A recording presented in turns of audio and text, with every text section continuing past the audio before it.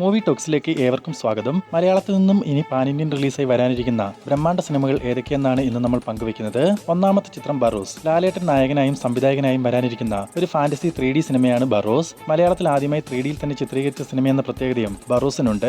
മോഹൻലാൽ, ഗുരു സോമസുന്ദരം പിന്നെ കുറേയധികം വിദേശ അഭിനേതാക്കളുമാണ് ബറോസിൽ പ്രധാന കഥാപാത്രങ്ങളായിട്ട് എത്തുന്നത്. 2023 തന്നെ ചിത്രീകരണം പൂർത്തിയാക്കിയ ബറോസ് പല ആവർത്തി റിലീസിനെത്തിക്കാൻ പ്ലാൻ ചെയ്തെങ്കിലും എന്തൊക്കെയോ കാരണങ്ങളാൽ ചിത്രം പോസ്റ്റ്പോൺ ചെയ്യപ്പെടുകയായിരുന്നു ഉണ്ടായത്.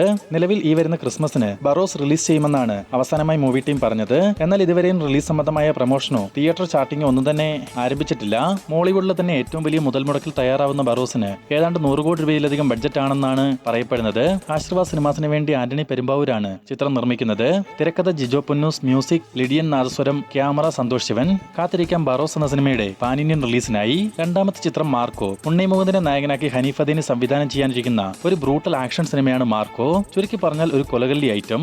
ഉണ്ണി മുകുന്ദനെ കൂടാതെ സിദ്ദിഖ്, ജഗദീഷ്, ഷറഫുദ്ദീൻ എന്നിവരും മാർക്കോയിൽ താരങ്ങളായിട്ടെത്തും. നിവിൻ പോളി നായകനായിട്ടെത്തിയ മിഖായൽ എന്ന സിനിമയിലെ വില്ലൻ കഥാപാത്രമായ മാർക്കോ ജൂനിയറുടെ സ്പിൻ ഓഫ് ആയിട്ടാണ് ഈ മാർക്കോ ചിത്രം തയ്യാറാവുന്നത്. വലിയ ഹൈപ്പൊന്നും ഇല്ലാതിരുന്ന സിനിമയായിരുന്നു മാർക്കോ. എന്നാൽ ചിത്രത്തിന്റെ ഒരു ടീസർ മൂവി ടീം പുറത്തുവിട്ടതോടെ യുവാക്കൾക്കിടയിൽ ഈ ചിത്രം ഒരു തരംഗമായി തന്നെ മാറി. മലയാള സിനിമയിലെ KGF ആണ്, ജോൺ വിക് ആണ് എന്നൊക്കെയാണ് മാർക്കോയെ പറ്റി യുവാക്കൾക്കിടയിലെ ചർച്ച.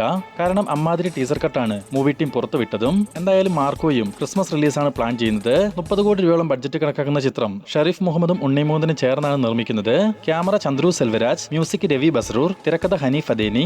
നമുക്ക് ലഭിച്ചിരിക്കുന്ന വിവരങ്ങൾ പ്രകാരം വരുന്ന ഡിസംബർ 20 തീയതി പാൻ ഇന്ത്യൻ റിലീസായി മാർക്കോ തിയേറ്ററുകളിലേക്ക് എത്തും. ചിലപ്പോൾ ഈ റിലീസ് തീയതിയിൽ മാറ്റം വരാനും സാധ്യതയുണ്ട്.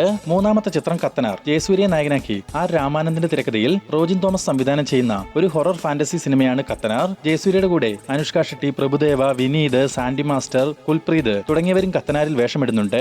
നമ്മൾ കേട്ടുമറന്നിട്ടുള്ള ഐതിഹ്യ കഥകളിലെ കടമറ്റത്ത് കത്തനാർ എന്ന ഇതിഹാസ പുരുഷന്റെ നമ്മൾ ഇതുവരെ കാണാത്തതും അറിഞ്ഞിട്ടില്ലാത്തതുമായ കാര്യങ്ങളാണ് കത്തനാർ സിനിമയിലൂടെ കാണിക്കുകയെന്നാണ് ചിത്രത്തിന്റെ തിരക്കഥാകൃത്ത് പറഞ്ഞിരിക്കുന്നത്. നിലവിൽ കത്തനാറിന്റെ ഷൂട്ടിംഗ് വർക്കുകൾ പൂർത്തീകരിച്ചിട്ടുണ്ട്.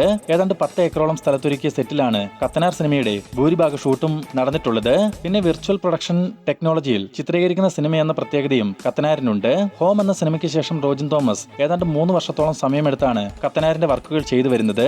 ഏകദേശം 70 കോടി രൂപ ബഡ്ജറ്റിൽ ഗോകുലം മൂവീസിന് വേണ്ടി ഗോകുലം ഗോപാലൻ നിർമ്മിക്കുന്ന കത്തനാർ 2025 തുടക്കത്തിൽ തന്നെ പാൻ ഇന്ത്യൻ റിലീസായി തിയേറ്ററുകളിലേക്ക് എത്തും. കാത്തിരിക്കാൻ ചിത്രത്തിന്റെ റിലീസ് തീയതി പ്രഖ്യാപനത്തിനായി. നാലാമത്തെ ചിത്രം എമ്പുരാൻ. മലയാള സിനിമാ പ്രേക്ഷകർ നിലവിൽ ഏറ്റവും അധികം കാത്തിരിക്കുന്ന സിനിമകളിലൊന്നാണ് എമ്പുരാൻ. ലാലേട്ടനെ നായകനാക്കി പൃഥ്വിരാജ് സുകുമാരൻ സംവിധാനം ചെയ്യുന്ന എമ്പുരാൻ 2019 പുറത്തുവന്ന ലൂസിഫർ സിനിമയുടെ സ്വീക്കലായിട്ടാണ് എത്തുന്നത്. ലൂസിഫറിലെ പോലെ തന്നെ പൃഥ്വിരാജ്, മഞ്ജു വാര്യർ, ടൊവിനോ തോമസ്, സുരാജ് വെഞ്ഞാറമൂട്, സായി കുമാർ, അർജുൻ ദാസ്, ഇന്ദ്രജിത്ത് തുടങ്ങി വമ്പൻ താരനിര തന്നെ എമ്പുരാനിൽ എത്തുന്നുണ്ട്. നിലവിൽ 50% ചിത്രീകരണം പൂർത്തിയായ എമ്പുരാൻ നിർമ്മിക്കുന്നത് ആശീർവാദ് സിനിമാസിന് വേണ്ടി ആന്റണി പെരുമ്പാവൂരും ലൈക്ക പ്രൊഡക്ഷൻസിന് വേണ്ടി സുഭാസ്കരനും ചേർന്നാണ്. ഇനി ചിത്രത്തിന് കൊച്ചി, റഷ്യ എന്നിവിടങ്ങളിലെ ഷൂട്ടാണ് ബാക്കിയുള്ളതും. അതും വരുന്ന ഡിസംബർ മാസത്തോടുകൂടി തന്നെ പൂർത്തിയാവുകയും ചെയ്യും. ആദ്യ ഭാഗം 30 കോടി രൂപ ബഡ്ജറ്റിലാണ് തയ്യാറായതെങ്കിൽ രണ്ടാം ഭാഗത്തിലേക്ക് വരുമ്പോൾ 100 കോടി രൂപയോളം ബഡ്ജറ്റ് ഈ സിനിമയ്ക്ക് ഉണ്ടാകുമെന്നാണ് അറിയാൻ സാധിച്ചിട്ടുള്ളത്. എമ്പുരാന് മ്യൂസിക് ഒരുക്കുന്നത് ദീപക് ദേവും ക്യാമറ സുജിത് വാസുദേവുമാണ്. 2025 മാർച്ച് മാസം 27 തീയതി പാൻ ഇന്ത്യൻ റിലീസായി എമ്പുരാൻ തിയേറ്ററുകളിലേക്ക് എത്തും.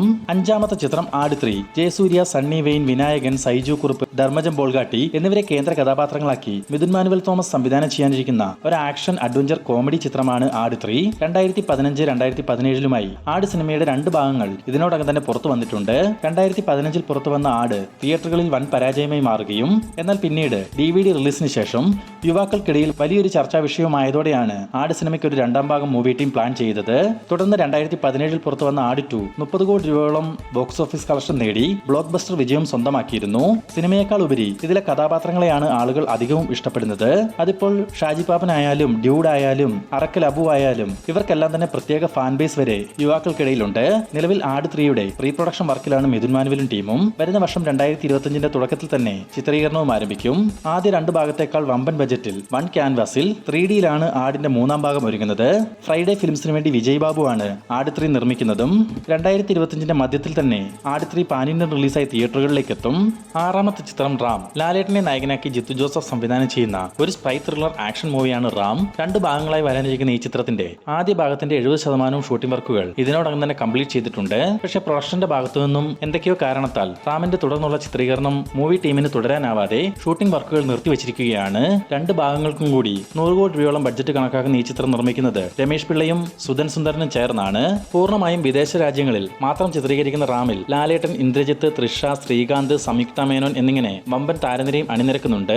ഇപ്പോൾ ലേറ്റസ്റ്റ് ആയി പുറത്തു വന്നിരിക്കുന്ന റാമിന്റെ അപ്ഡേറ്റുകളിൽ സൂചിപ്പിക്കുന്നത് 2025 തുടക്കത്തിൽ റാം സിനിമയുടെ ചിത്രീകരണം പുനരാരംഭിക്കുമെന്നും ചിത്രത്തിന്റെ ആദ്യ ഭാഗം 2025 തന്നെ റിലീസിനെത്തിക്കുമെന്നുമാണ്. എന്തായാലും കാത്തിരിക്കാൻ റാം സിനിമയുടെ പാൻ ഇന്ത്യൻ റിലീസിനായി. 7ാമത്തെ ചിത്രം മമ്മൂട്ടി, മോഹൻലാൽ, ആസിഫ് അലി, കുഞ്ചാക്കോ ബോബൻ ഒരുമിച്ചെത്തുന്ന മഹേഷ് നാരായണന്റെ പ്രോജക്റ്റാണ്.